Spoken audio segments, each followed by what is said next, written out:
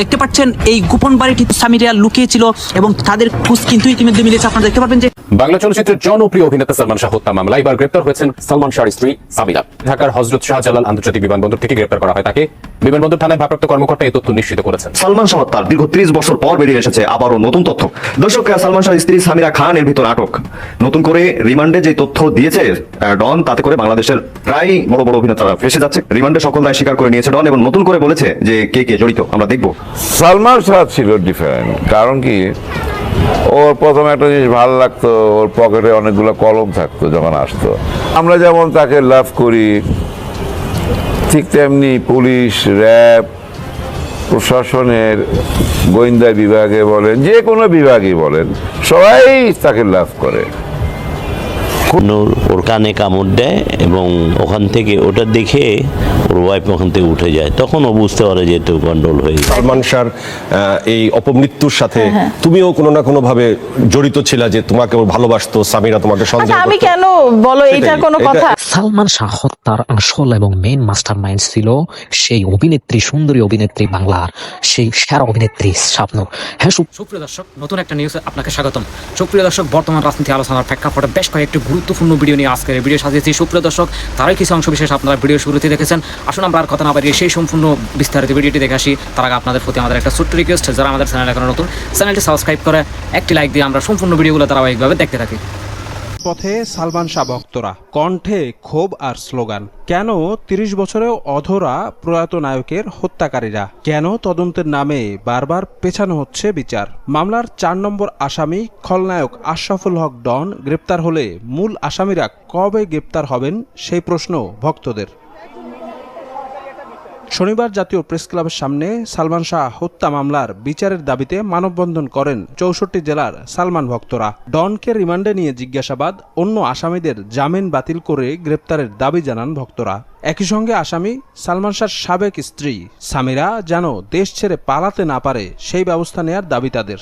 বাংলাদেশে একমাত্র সালমান শাহ নায়ক, যার জন্য এখনো পর্যন্ত অনেক ভক্তরা জীবন দিয়ে যায়। বর্তমান প্রশাসনকে আমি একটাই আহ্বান করব যে এর সঠিক বিচার চাই। ডনের যেন জামিন না পায়, আর দ্বিতীয়ত সামিরাকে যেন মানে যত জরুরি সম্ভব গ্রেফতার করে। যতদিন পর্যন্ত সালমান হত্যার বিচার না হবে ততদিন পর্যন্ত আমরা রাজপথে ছিলাম, থাকবো, আজীবন লড়াই করে যাব।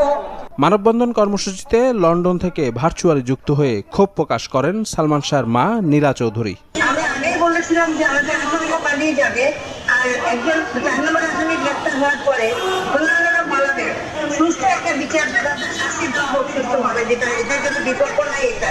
পরে সালমান শাহ হত্যার বিচারের দাবিতে বিক্ষোভ করেন। বিচার নিশ্চিত না হওয়া পর্যন্ত আন্দোলনের হুঁশিয়ারি দেন ভক্তরা।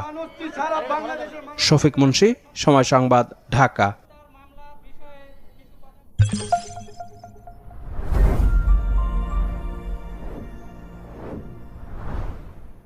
বছর হয়ে গেছে, সালমান হত্যার বিচার চাই। সামিরা এত ক্ষমতাবান?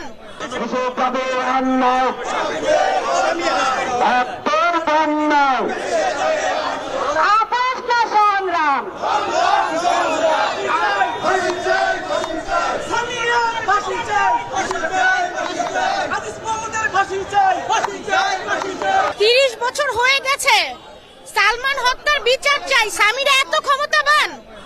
এত ক্ষমতাবান সামিরা সরকারের চাই। গত 30 বছরে যে কয়টা সরকার গেছে, এদের তো সামিরা ক্ষমতাবান, সেটা রূপ দেখায় রাখছে। সালমানকে যে হত্যা করা হয়েছে এটার প্রতিটা প্রমাণ আছে। আর ডলি জোহর যে বলছে যে শাবনূরের মা চলে গেছে, শাবনূর যেন কি বলছে রাগ হয়ে 54-এ সন্দেহভাজন হিসেবে কি শাবনূরকে ডাকতে পারে না, ডলি জোহরকে ডাকতে পারে না? আইন দেখে না, চোখে দেখে না?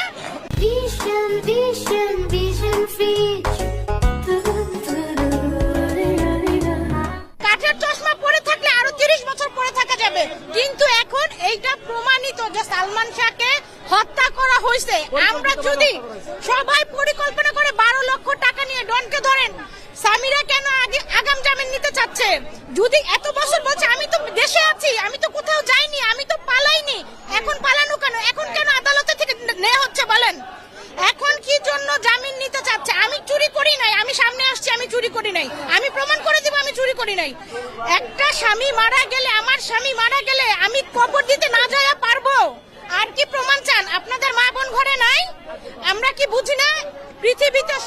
ভারী হচ্ছে বাবা মার কাছে সন্তানের লাশ। আজকে 30 বছর একটা মা তার বাচ্চার লাশ সে কবর দিচ্ছে নিজে হাতে। আপনাদের যদি এটা হয়তো কি করতে, সামিরার নিজের সন্তান নাই? যেইভাবে সালমান শাহ মরছে এইভাবে যদি সামিরার সন্তান সামিরার সামনে মরে, সামিরা কি করবে?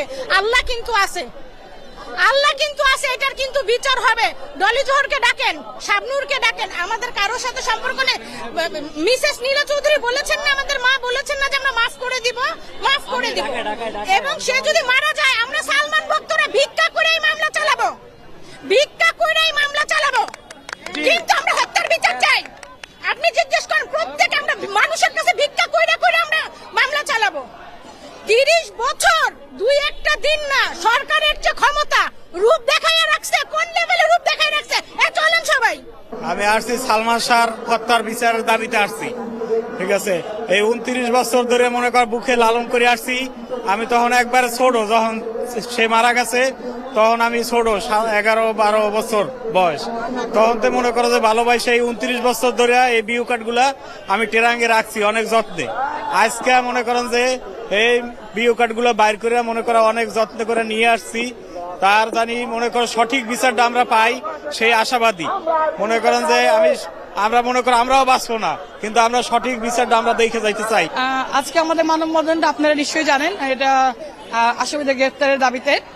তো আমাদের কথা হচ্ছে আলহামদুলিল্লাহ, আমরা আল্লাহর কাছে একটা শুকরিয়া জানাই যে 29 বছর পর আমরা এই সালমান শাহ হত্যার রাইট অফিসিয়ালি পেয়েছি। তো এতদিন যাই হোক যেটাই হয়েছে আমরা মেনে নিয়েছি, রাজপথে থাকলেও মেনে নিয়েছি। বাট এখন তো আমরা প্রশাসনের কাছে কিছু আশা করতে পারি, ভালো কিছু আশা করতে পারি, তাই না? আমরা আইনের প্রতি শ্রদ্ধাশীল, আইনকে শ্রদ্ধা করেই বলছি এবং প্রশাসনকে বলছি আপনারা অনতিবিলম্বে আসামিদের গ্রেফতার করুন। কারণ এখন আমরা শুনছি 1 নম্বর আসামি যে সামিরা, উনি আগাম জামিন নেওয়ার চেষ্টা করছেন। আগাম জামিন কেন নিবে? নেওয়ার মানে সে চেষ্টা করবে, সে অনেকভাবেই চেষ্টা করতে পারে ভাই, এটা বলার কিছু নাই।